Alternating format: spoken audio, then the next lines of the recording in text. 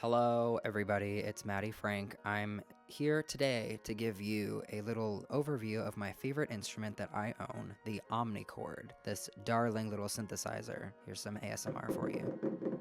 I barely had a voice the day I filmed this, so for reference, this is how I sound right now.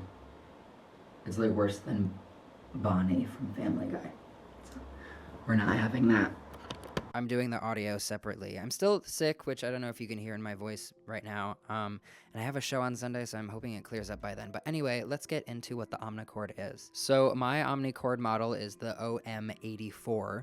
The 84 refers to the 84 different chords that you can play with this model. So just to give you, my little history lesson on the Omnichord that I always tell people at my shows when I play it, whether they want to hear it or not. So my Omnichord, the OM84, was discontinued in the mid-1980s. It was released alongside another model called the OM36, which has fewer chords and capabilities. These two were the last of their kind to be fully analog. So that's why people are rediscovering them and using them more today, because they're completely analog, so they have a very charming quality to them that can't really be emulated with a digital instrument. There are still Omnichord descendants made today. It's called the Q chord that is still produced today, and it has a lot more different sound options than my Omnichord as far as instruments. Like, I think it has a vibraphone sound, different kinds of chimey things, I don't know. But those are all digital sounds, so that means that they're playing recordings of these instruments and pitching them depending on which chord you're playing, whereas a fully analog one, like the one that I have, is generating that sound from the machine. So it has more imperfections in it, and it gives a warmth that you can't really emulate digitally. So that's why they're so expensive, and people are trying to find them, and you can, of course, only really find them on eBay or places like that because they're not produced anymore. But let's dive more into the specs. I was lucky enough to get my hands on an eBay listing for my Omnichord that came with this gorgeous case with the name and Suzuki embossed into the case. Let's pop it open. It came with this user manual, which has this insane 1980s idea of what an alien woman who's a musician would look like. You can see 1985, I think, is what that is referring to as far as when they got this, or maybe when the person who bought it from the original owner got it, I don't know. But it shows you what all of the buttons do. It would have come with these batteries in the original package, which is pretty crazy to me. Very generous, because they look like they're giant batteries. I don't even know what they are. C, D, who's to say? But it would have came with 8 of them for free. But moving on, Matthew. So again, it's showing you what the different sections of buttons do. It goes over how to play different types of chords, which I will tell you how to do later in this video. There's some sheet music if you want to practice. And it also, of course, comes with this power adapter, which is what I use in lieu of batteries. This section of the case, I believe, is for the pedal accessory that you use when you're playing the chord interface mode, which allows you to record a series of chords, and by pressing this big button, you switch from chord to chord. And using the pedal is an alternative to pressing that button, so you could both press a chord and strum the plate at the same time. This rectangular shape next door, I don't know what would go here. I'm not familiar with another accessory, but it has this ancient, decrepit, soft patch on the other side of the case. You can see how aged it is because it's like eroded away. I don't know what would go there, but apparently it would need to be protected by that dust. But anyway, here's the whole thing. Let's plug it in. All right, it's all plugged in, and I just want to first demonstrate to you guys how loud this instrument can get. So I'm just going to start off by setting the main volume to about half, and then I'm also going to start with this organ sound, some people call it. It's the chord sounds. I'm going to keep that at half as well. And I'm just going to show you how loud this can get on its own. This is just with my camera's microphone. So this is with the chords at maximum. And then you can hear it's buzzing the case that it's sitting on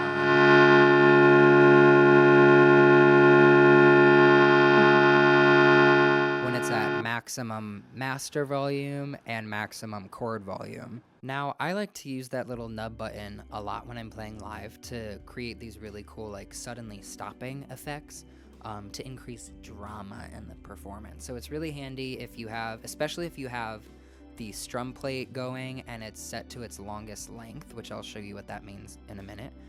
But you can suddenly stop it by swiping that little nub thing. So here we have our strum plate. The Omnichord is meant to be an electronic analog to an instrument called the auto harp, which, if you don't know, is a stringed instrument that you hold vaguely shaped like the Omnichord, but it has buttons like these that set the string lengths to the labeled chord, and you strum it and it plays that chord automatically for you. It's kind of like the string instrument version of an accordion, I guess you could say. But the Omnichord is an electronic version of the auto harp, so this is its version of strumming. I was showing you there, I don't know why I only recorded a little bit of that, but there are two sounds to the strum plate of the OM84. They're just labeled 1 and 2. One is like a brighter, stringier sound, and then the other is a more muted, vibraphony kind of sound. And I'll show you what each sounds like individually. I think they sound the best combined, but individually they do have their own uses. I do like to, when I'm recording it, record full volume of one voice on one take and then full volume of the other voice on another take, and combining them that way. And that way you get to pan and move stuff around and create effects that way. But let's see what it sounds like. Wow, my phlegm is really coming back up. So let's strum the strum plate.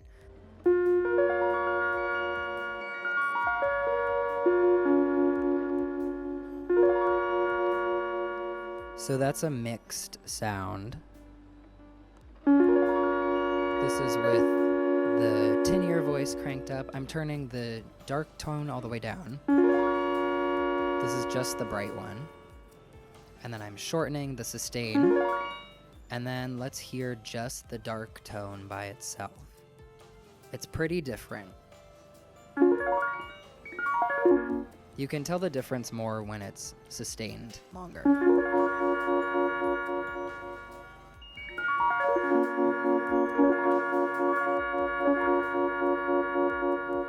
You can really hear how much vibrato, or I guess tremolo, it has in it. It goes like wow, wow, wow, wow, wow, a lot more than the other one.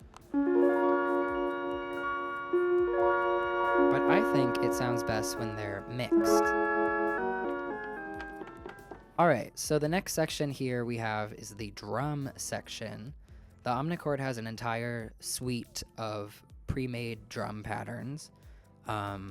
They have some really great 8-bit kind of sounds to them. And you can control the tempo and the volume of the drums.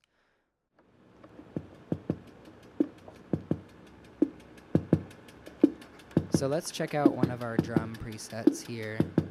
I forget what I have it set to. Oh, it looks like that was disco, and this is rock 1.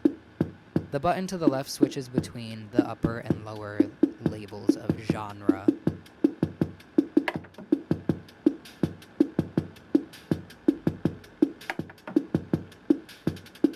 That's disco, baby. This one is gross to me. And then waltz is the only 3/4 or 6/8 time signature drum.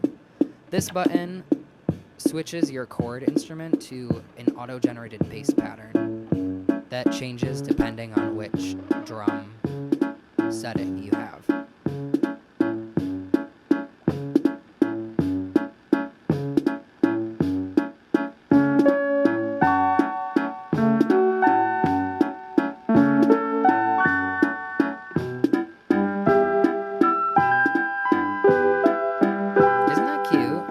Of cute presets, I think.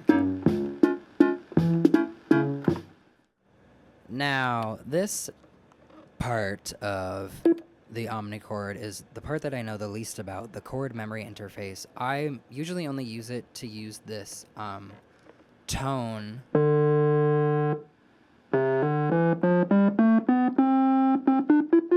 that you can play like a piano keyboard. You see those dark gray buttons are arranged like a piano. and you can play 2 octaves with it. You can only access that sine wave, square wave sort of sound by activating the chord memory mode. And so when I'm playing live, I'll use that as like a little solo instrumental thing. Otherwise, it's kind of hard to use it if you're just playing with an Omnichord to switch over to that, because it does make that beep sound when you turn the button on, so it does kind of disrupt. I don't really know how to use the chord memory portion because I never want to use that, but I know that you can record a series of chords and then use that big button to switch between them and strum along, and it'll automatically switch the chords that you're strumming as you change the chords. That's also where, as I mentioned before, that pedal accessory would come into play. But again, I don't really know how to use this mode because I never want to. If y'all get your own Omnichord, you can tell me in the comments how to play it. Or if anybody already has an Omnichord, tell me in the comments how you use that mode, because I have no idea. So I think I'm recording some chords right now, and it's just remembering the order of them. It doesn't remember the duration or anything because you switch it by pressing that button. But once I stop that, it should remember the series. And I think I press this to play them. It's still in the baseline mode, so it's doing that. But see how it changed chords? But now I definitely thought I recorded more than that, and I just don't get this mode at all. I don't know. Anyway. This button is special because you can use it without the chord memory interface being on. And this button determines whether pressing a chord button will sustain the chord with just a press, or whether you have to hold it down to sustain the chord.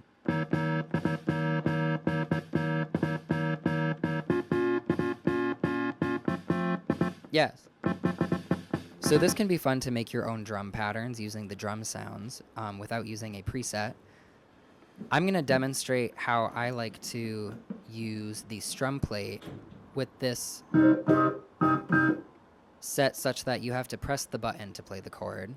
And you can get these fun stoppy effects. Especially when it's set to maximum sustain.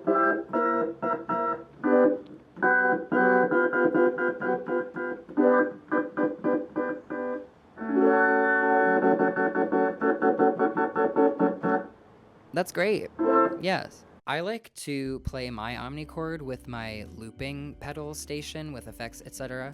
when I play live a lot, and I get to utilize a lot of its effects by recording maybe a series of chords and then letting that loop and strumming over that, or using that stoppy effect that I just showed you, and layering all the different sounds on it. If you'd like to see a video of me demonstrating how I play the Omnichord at one of my live shows, let me know.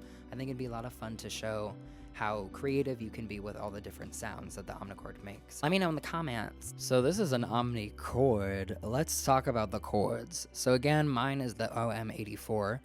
These are all the buttons to play different chords. You can play major, minor, dominant 7th is what the bottom row is, major 7th, diminished by pressing those 2 buttons at the same time, and augmented by pressing all 3 at the same time. You can also get this sort of fun pickup note effect with the chords if you like quickly switch between them.